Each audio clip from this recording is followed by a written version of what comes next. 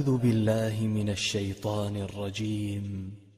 إن في خلق السماوات والأرض واختلاف الليل والنهار لآيات لأولي الألباب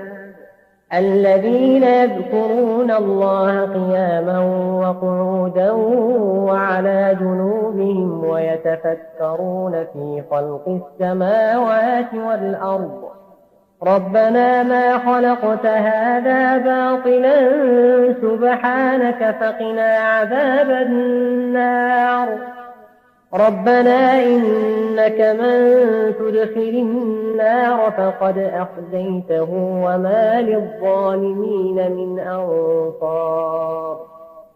ربنا إننا سمعنا مناديا ينادي للإيمان أن آمنوا بربكم فآمنا ربنا فاغفر لنا ذنوبنا وكفر عنا سيئاتنا وتوفنا مع الأبرار ربنا وآتنا ما وعدتنا على رسلك ولا تخزنا يوم القيامة إنك لا تخلف الميعاد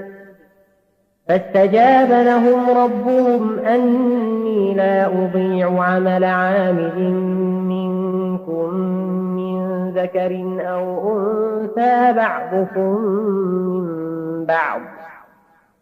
فالذين هاجروا وأخرجوا من ديارهم وأوذوا في سبيلي وقاتلوا وقتلوا لأكفرن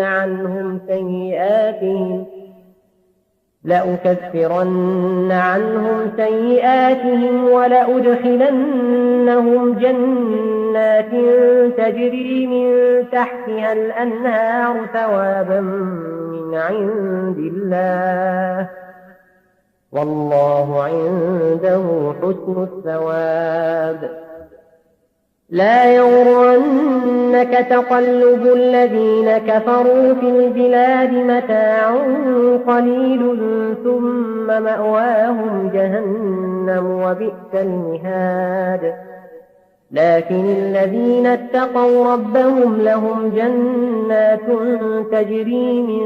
تحتها الأنهار خالدين فيها نزلا من عند الله وما عند الله خير للأبرار وإن من أهل الكتاب لمن يؤمن بالله وما أنزل إليكم وما أنزل إليهم خاشعين لله لا يشترون بآيات الله ثمنا قليلا أولئك لهم أجرهم عند ربهم إن الله سريع الحساب يا أيها الذين آمنوا اصبروا وصابروا ورابطوا واتقوا الله لعلكم تفلحون